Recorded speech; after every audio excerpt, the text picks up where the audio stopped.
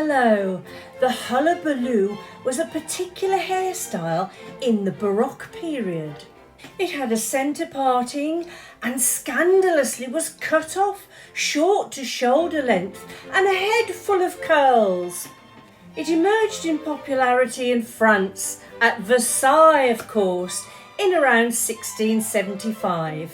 It was bold, voluminous and dramatic, and of course made popular by Madame de Montespan, who was King Louis XIV's mistress.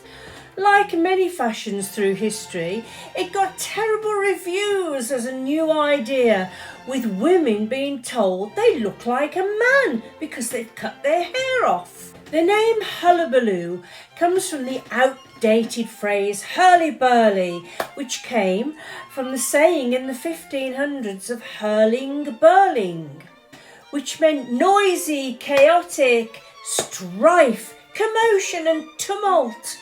So this hairstyle that was being touzled and dishevelled and chaotic adopted the name.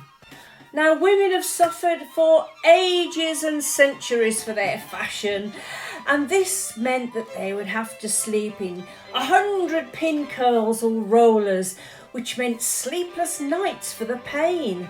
And then the curls were kept in place and stiffened with something called gum arabic or egg whites. An aristocrat, Madame de Sévigné, wrote to her daughter on the 18th of March 1675, women had started to look completely naked and their heads were like little heads of cabbages. And the king, who was Louis XIV, seeing the hairstyle, had doubled over with laughter. She also writes in 1676 that Madame de Montespan, Louis XIV's mistress, at a grand reception, had had no head covering and 1,000 curls. But now she thought her triumphant and a beauty to turn all ambassadors' heads. However, the very famous French novelist Comtesse de Lafayette claimed that it was a young woman's style. And she, getting older now, at 35 years old, didn't think it a style for older women.